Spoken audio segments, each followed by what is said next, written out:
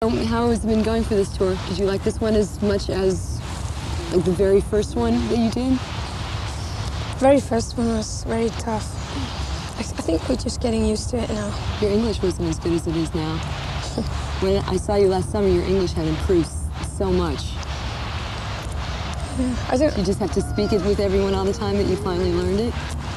Yeah, I guess I just didn't realize. I didn't realize that my English was improving. Because I really saw a difference after like a year's time. Did you ever study it in school or anything like that? Yeah, but mostly it's like films and stuff. But, You study film in school? No. Or you watched it?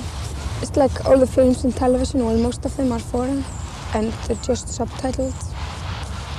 So you learned it that way? Yeah. Is that why you started singing in English too? Or did you always, when did you start singing in English? The first time we went abroad.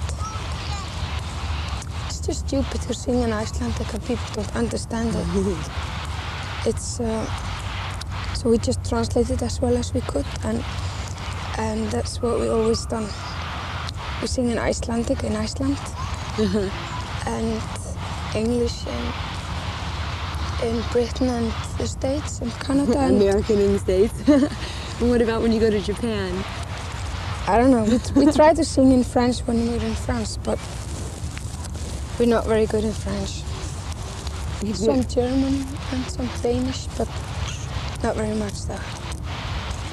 That's great. Who does most of the writing and consequently the translating, things like that? Is that a whole collaboration between all of you?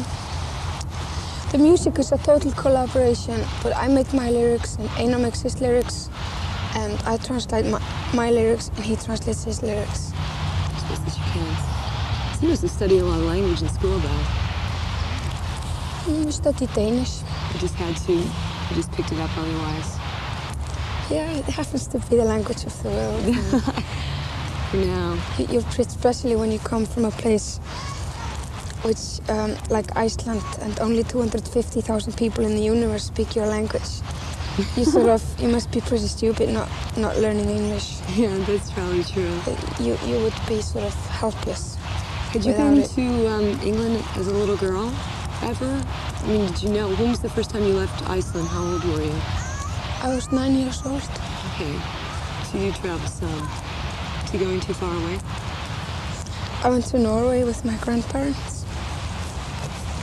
And then did you realize how far away Iceland was? Well, it's not that far from Norway, but did it make you want to travel and see more of the world?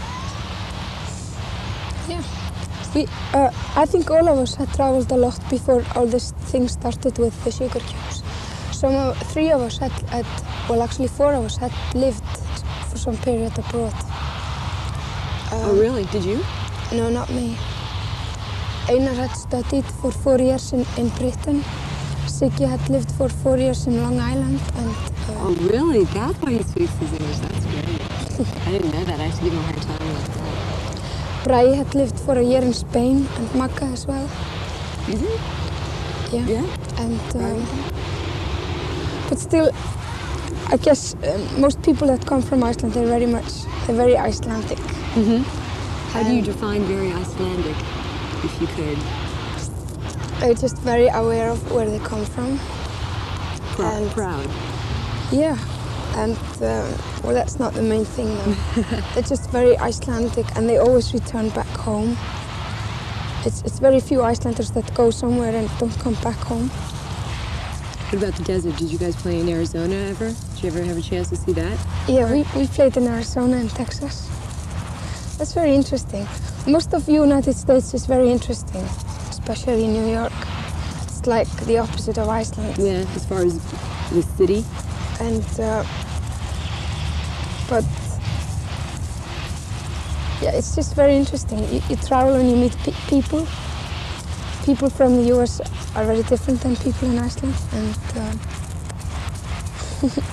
I don't know, it's just difficult. You got used to us a little bit after, 3 tours, or 2.5 tours? Yeah,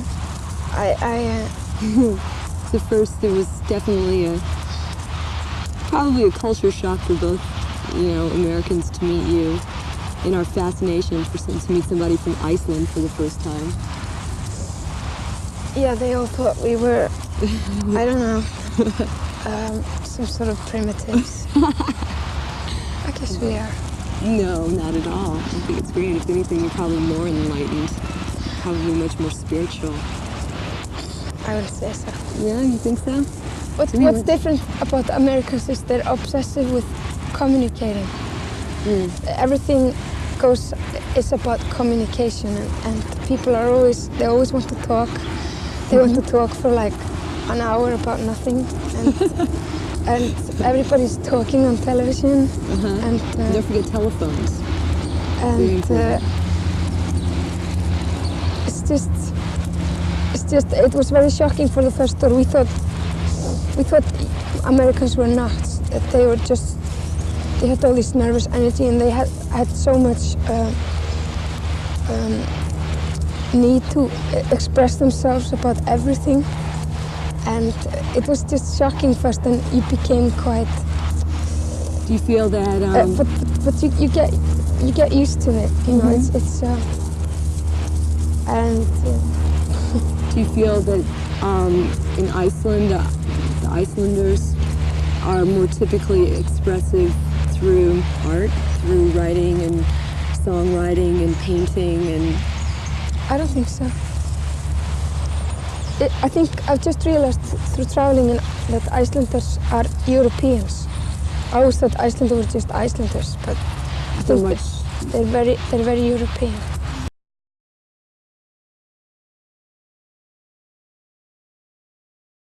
How long ago? How long has the band been together?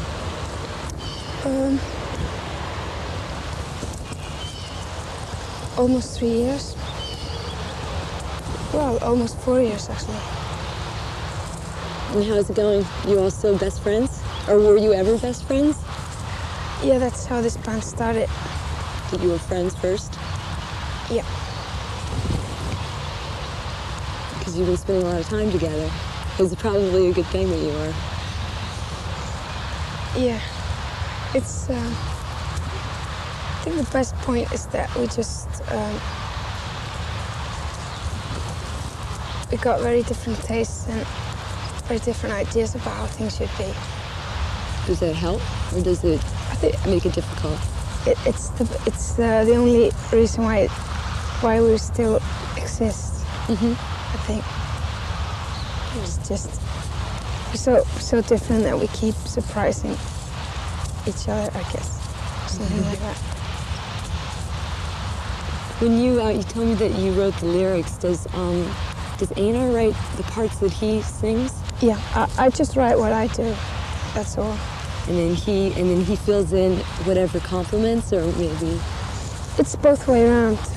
Sometimes he starts with an idea, and it's like 50-50. It usually starts with me making the vocal line, the melody, and then it's 50-50. What happens with the lyrics?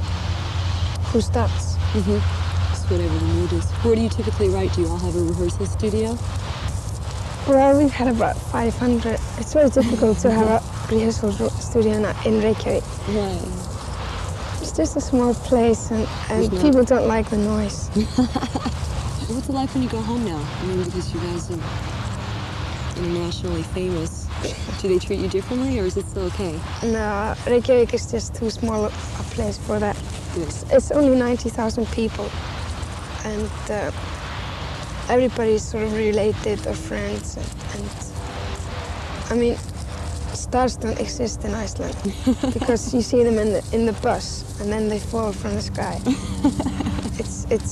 And doing autographs just doesn't exist in Iceland. It's just something that happens in movies and Disney World and stuff.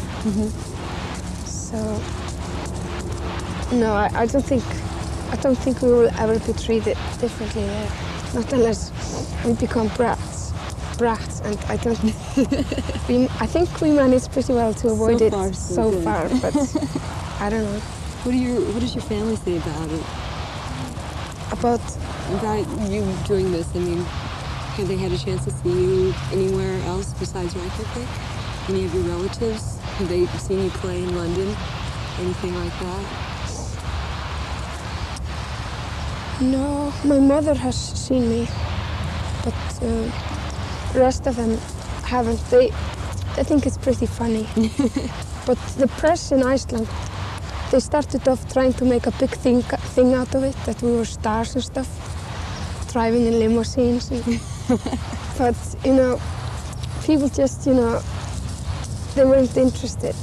It's just such a small town. And it's difficult to explain unless you're from a small town yourself or something and you know what it's like. It's, I guess people are just too close. Keep it that way. Thank you very much. Thank you.